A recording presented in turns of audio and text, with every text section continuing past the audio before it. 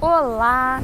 Deu para perceber que eu tô de férias ainda, mas atendendo a pedidos eu dei uma pausa nas minhas férias para improvisar um papo educador a respeito de volta às aulas. Vamos lá? Então hoje eu trouxe para vocês 3 pontos fundamentais para a gente pensar nesse período de volta às aulas. O primeiro ponto são as atividades. Então muita gente me perguntou que atividades eu posso fazer com os meus alunos nessa volta às aulas. Depende do que você quer. Mais importante do que a atividade em si é o foco. O foco tem que ser o aluno desde o primeiro dia. Então nessa primeira semana a gente precisa conhecer os alunos. E o que você quer conhecer dos seus alunos? Quais são os pontos que você quer observar deles? O que você quer saber?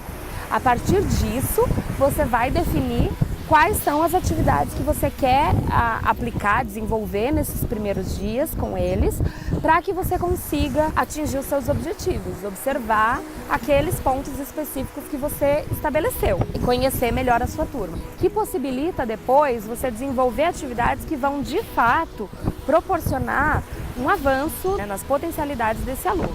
Se você faz a atividade por fazer, a finalidade dela vai ser entretenimento.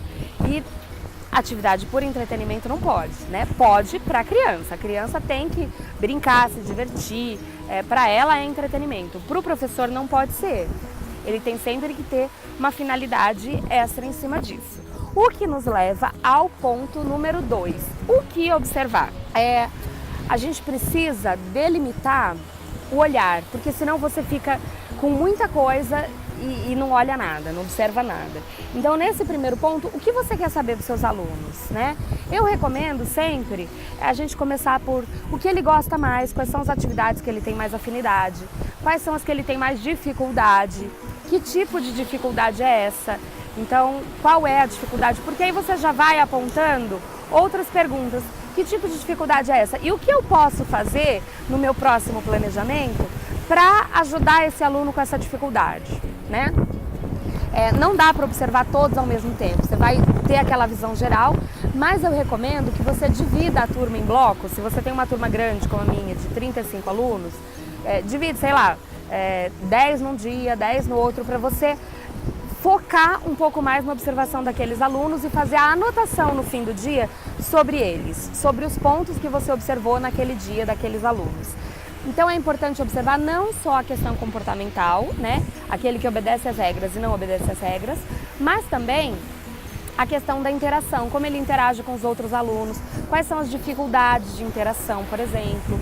Durante as atividades, se você oferece um rol variado de dificuldades, você vai ter um rol variado de observações também. Então, nas atividades gráficas, qual é a dificuldade desse aluno? Ele tem dificuldade de tempo de permanência, de concentração? O que eu preciso adequar? É a minha forma de desenvolver a atividade? É uma dificuldade particular de alguma criança? Como eu posso mudar isso? Eu mudo o meu planejamento, a minha forma de desenvolver a atividade, eu trabalho específico com aquela criança, e aí conforme você vai trabalhando a variedade de atividades, eu vou observar a questão motora. Quais são as dificuldades motoras, quais são as facilidades motoras, que tipo de atividade eu posso oferecer para privilegiar essas questões que os meus alunos estão com dificuldade. Raciocínio matemático, o que eles já sabem, o que eles não sabem a respeito disso. No dia a dia mesmo, com questões, vamos contar os alunos da turma, vamos propondo ali questão problema no dia a dia, você vai observando aqueles que você se propôs a observar, qual é a relação dele com essa questão do raciocínio lógico matemático, da lateralidade, do ritmo, da concentração. Então, que tipo de atividade eu posso trabalhar para desenvolver melhor a concentração desse aluno ou daquele aluno, ou qual é a facilidade que ele tem, como eu posso aproveitar essa facilidade, incentivar. A partir dessas observações que você vai anotando, você vai tendo gama depois para reelaboração das atividades e do seu planejamento. É isso que vai te dar o norte para tudo que vem depois, né? O que nos leva ao terceiro ponto, regras e combinados. É importantíssimo estabelecer nesse primeiro momento regras e combinados com a turma. Quando você estabelece regras e combinados desde agora, vocês já vão se habituando e entrando todos no mesmo ritmo, você e os seus alunos. Então, como é que a gente estabelece essas regras e esses combinados? Você não vai impor, você não vai chegar lá com a regra pronta, já com o cartaz colado na parede.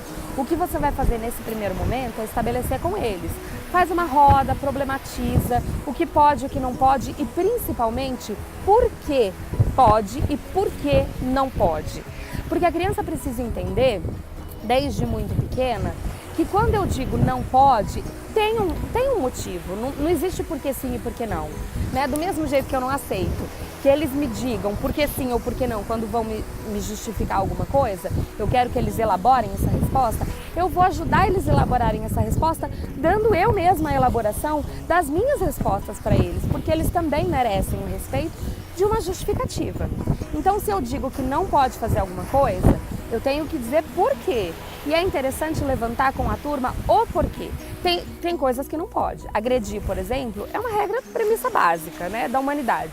Não pode agredir o amigo, seja bater, morder, beliscar, enfim, puxar cabelo, nada disso pode. Não precisa, principalmente com as crianças menores, colocar item por item, né? Então, não pode agredir, sei lá, coloca da forma como funcionar melhor com a sua turma. Eu costumo dizer que existe uma regra que rege a minha turma, a nossa turma, né? Sempre básica, que é não fazer aos outros o que eu não gostaria que fizesse comigo. Então, tudo que eles fazem que não pode, a gente vai pensar sobre isso. Você ia gostar se o outro tivesse feito com você? Não. Então, por que você não ia gostar? Ah, porque machuca, porque incomoda, porque é chato, porque me faz sentir triste. Então, funciona assim com o outro também. Então, não pode fazer. E aí eles vão começando a exercitar, se colocar no lugar do outro. Isso é muito importante desde o começo. A sociedade está carente desse tipo de comportamento.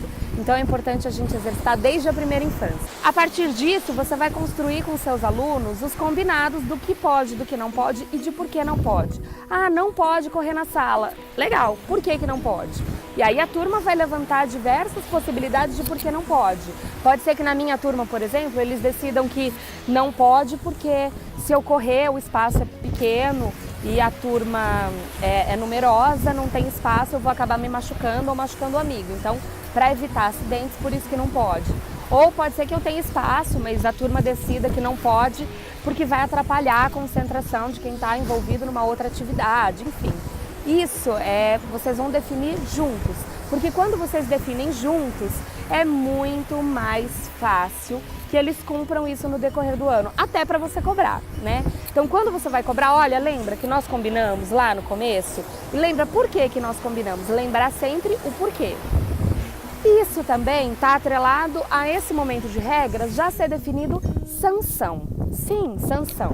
Então, não cumpriu o combinado, vai ter uma punição. Qual é essa punição? Tem que definir com eles têm que dizer qual é a punição que eles acham que eles têm que sofrer se eles não cumprirem os combinados. E por experiência, eles costumam ser bem rigorosos. A gente vai até ter que afrouxar um pouco as rédeas, porque eles não pensam nele. Ele pensa no outro, o que ele vai querer fazer com o outro, né? Ele nunca lembra que ele também vai poder sofrer essa punição. Então a gente vai mediando a questão dessas propostas que eles vão trazendo para as sanções. Ah, é ficar sem parque? Ah, é ficar sem participar de uma determinada atividade? Tudo bem, não tem problema. Isso pode funcionar, desde que seja acordado com a turma desde o início. Né? Então, desde o princípio, estabeleceu isso com a turma? Maravilha, pode funcionar assim, tranquilamente. Outra coisa importante é que estabeleceu, cumpriu. Primeiro é o lembrete. Fulano, lembra, não pode fazer isso. Por quê? Lembra que a gente conversou? Por quê? E aí ele vai me dizer o porquê. Lembrou? Maravilha, ó, presta atenção, não faz de novo. Fez de novo? Sanção.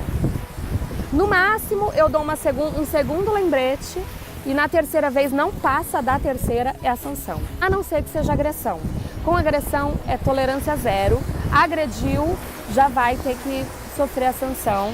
Então, não tem condição. Claro que você vai conversar, vai apurar os fatos, vai ver o que aconteceu, né? E definir com o grupo. Porque o que eu não gosto que faça comigo, eu não vou fazer com o outro. E aí, gostaram do nosso papo improvisado? Eu espero que sim. Espero que tenhamos uma ótima volta às aulas. Se você gostou, não esquece de dar um curtir aqui, que ajuda pra caramba na divulgação. Espalha pros amigos, compartilha, segue o canal para acompanhar os próximos vídeos e Tenhamos um ótimo ano letivo, um ótimo trabalho a todos. Um beijo e até o próximo papo. Tchau, tchau!